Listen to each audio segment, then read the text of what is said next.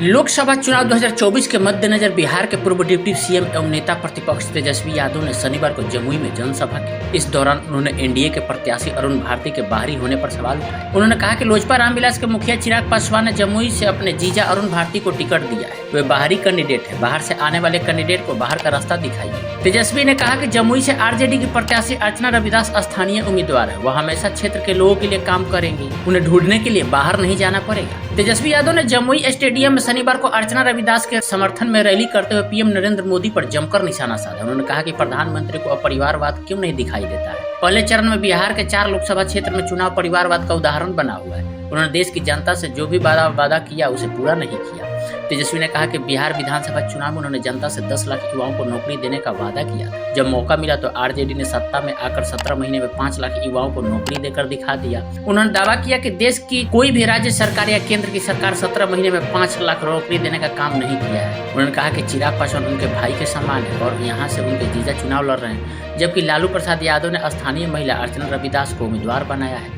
तेजस्वी यादव ने कहा कि प्रधानमंत्री नरेंद्र मोदी ने गरीबी मिटाने, महंगाई को कम करने, 2 लाख युवाओं को प्रति वर्ष नौकरी देने और 15 लाख रुपया हर व्यक्ति के बैंक खाते में देने का वादा किया था। एक भी वादा उन्होंने पूरा नहीं किया। जब भी वे जमुई आते हैं तो यहाँ के लोगों को ठगने के लिए आते हैं। उन्होंने भीड़ से पूछा कि क्या कोई यह बताएगा कि जमुई क्षेत्र से लड़ने वाला उम्मीदवार कहाँ से है। जनता ने हाथ हिलाकर नहीं में जवाब दिया।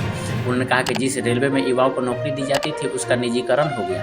देश की संपत्ति को पूंजीवादी के हाथ में बेचा जा रहा है। युवाओं के साथ छल किया गया है। जनता आने वाले चुनाव में जवाब देगी। इस मौके पर वीआईपी पार्टी के अध्यक्ष मुकेश सहनी ने भी अपने संबोधन में आरजेडी प्रत्याशी अर्चना रविदास को वोट देकर विजयी बनाने की अपील की।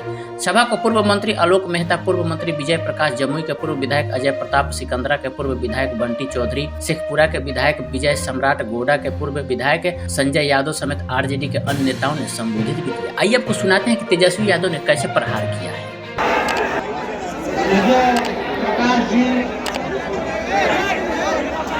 और सभी महागठबंधन के नेतागण और अधिकारीगण,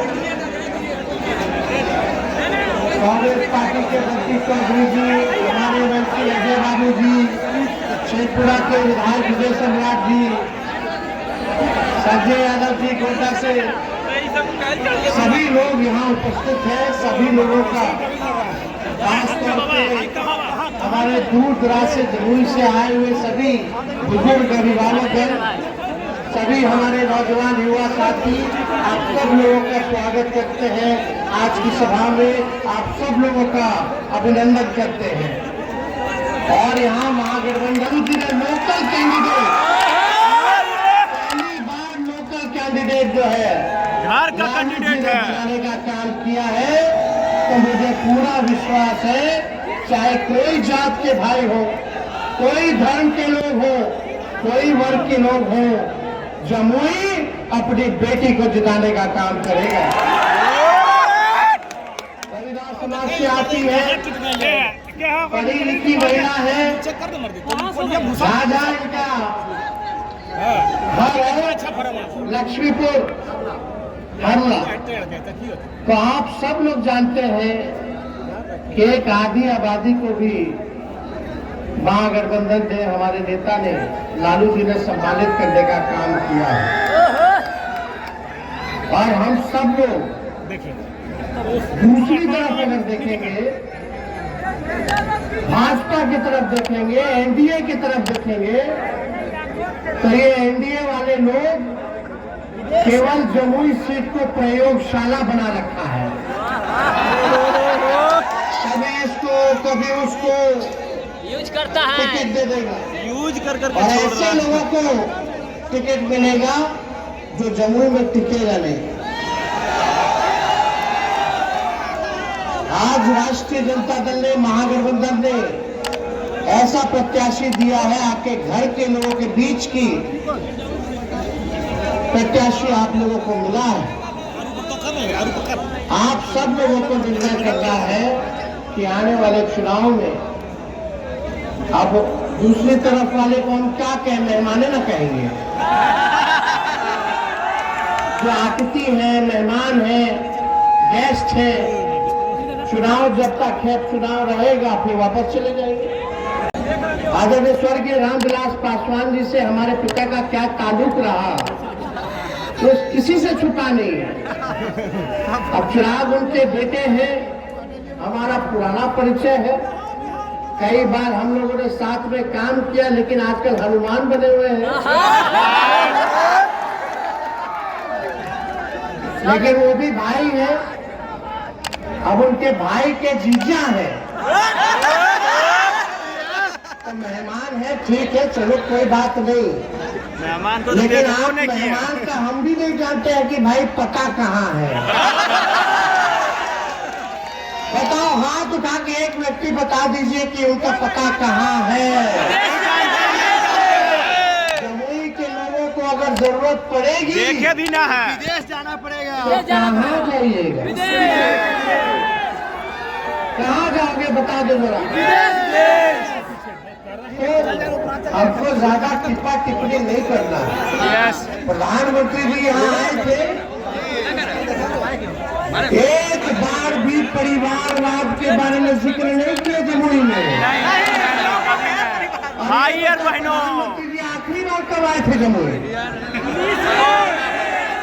चुनाव में, उसके अलावा कभी ना है। फिर आए चुनाव में, साल बाद।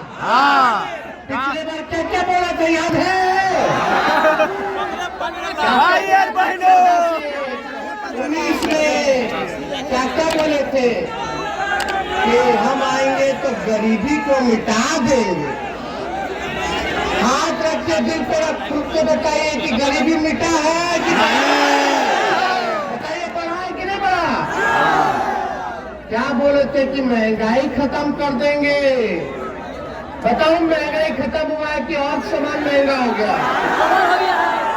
क्या बोले थे कि बेरोजगारी दूर कर देंगे, हर साल 2 करोड़ नौजवानों को नौकरी देंगे। बताओ कितना नौकरी दिया प्रधानमंत्री जी ने? तो जमुई को खाली ठगने आते हैं। प्रचंड बहुमत आपको बिहार की जनता ने दिया था, 40 में से 39 सीट जिताया। प्रधानमंत्री जी ने वादा किया था कि बिहार को विशेष राज्य का दर्जा देंगे। कहाँ मिला बिहार को विशेष राज्य का दर्जा? कुछ नहीं मिला। लेकिन आप अपने आप से पूछिए, लगातार आप लोग एनडीए को जिताते रहे हैं जमुई में। अब जमुई में जब एनडीए को आप लोग जिताए हैं, तो बताओ आपके गांव के लिए क्या किया मोदी जी ने? क्या स्कूल बनवाया, अच्छा बनवाया, क्या किया मोदी जी को बताओ? क्या अच्छा अस्पताल कराया? कुछ नहीं कराया। कितने लोगों को नौकरी दिया मोदी जी ने, भारत सरकार ने? कुछ नहीं किया। केवल देश की संपत्तियों को बेचने का काम किया है, और जितना नौकरी बहाली रेलवे और सेना में आता था, उस सबको निजीकरण कर दिया गया है। सब आप लोगों का नौकरी जहां मिलता था सबसे ज्यादा, वहां नौकरी खत्म कर दिया गया है। लेकिन जब आपका बेटा, आपका भाई 17 महीने डिप्टी सीएम था, तो 5 लाख लोगों को सरकार ने दिए थे। बताइए, 5 लाख। मोदी जी, हम लोग चैलेंज करते हैं, चिराग जी चैलेंज करते हैं, बताओ देश में कहीं भी अगर किसी सरकार ने 5 लाख नौकरी केवल 17 महीने में दिया हो तो बताओ।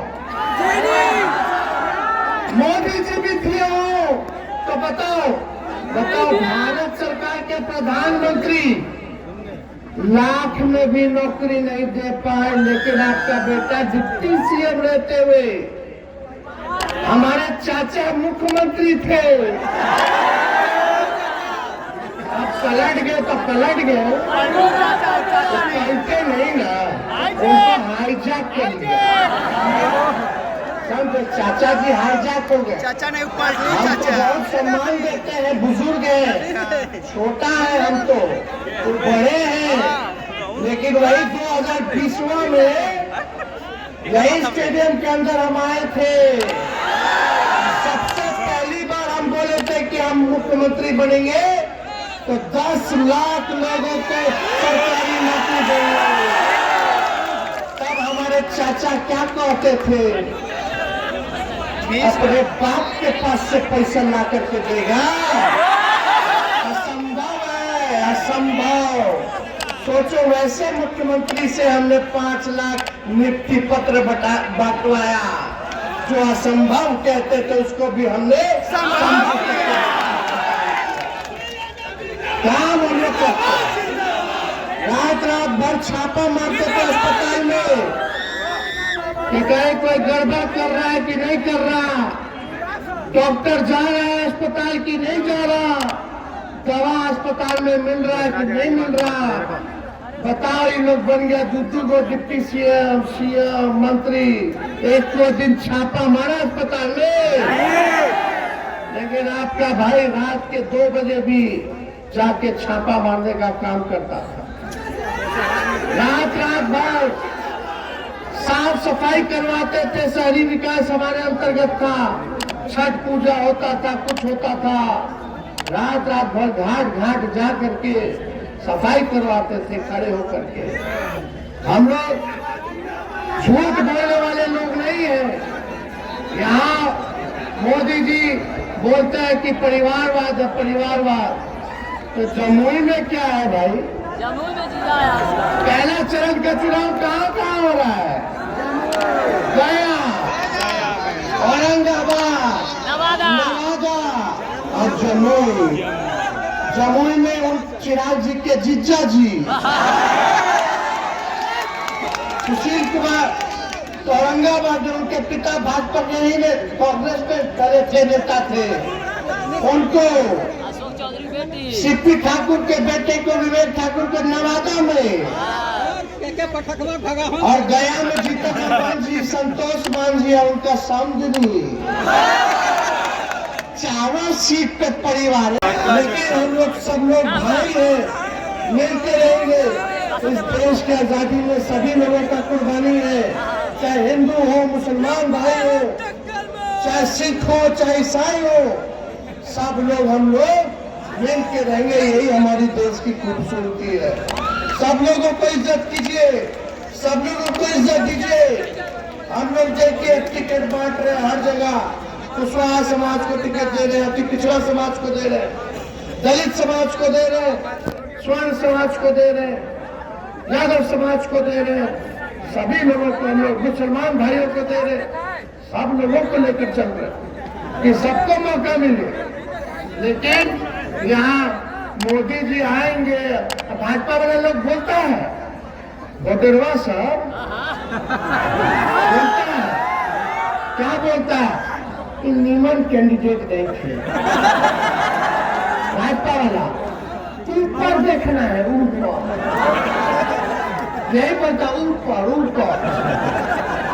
तो हम बता दें, ऊपर वाला अगर अच्छा लगता है, मोदी जी अच्छे लगते हैं, तो अच्छे लोग को टिकट क्यों दे देते हैं?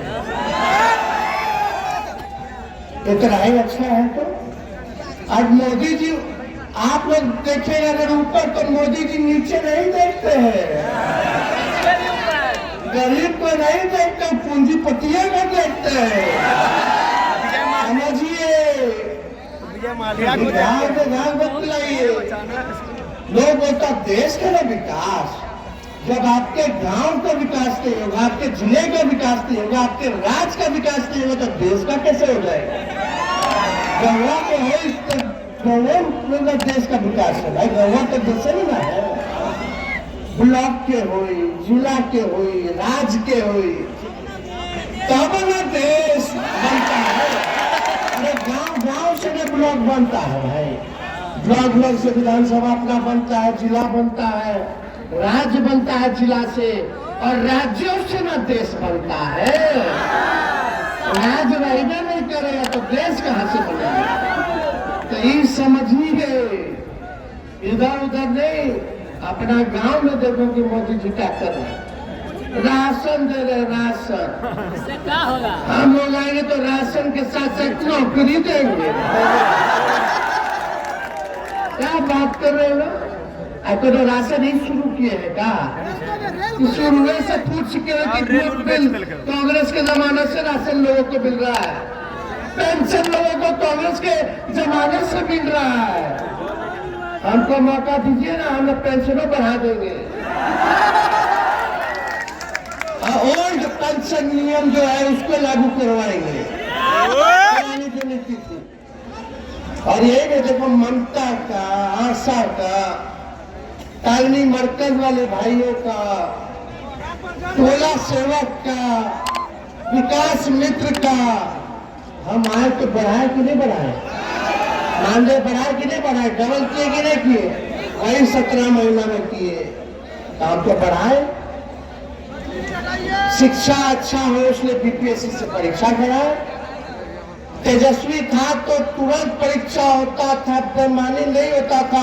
तेजस्वी के हटने के बाद पेपर लीक हो गया, हुआ कि नहीं हुआ पेपर लीक?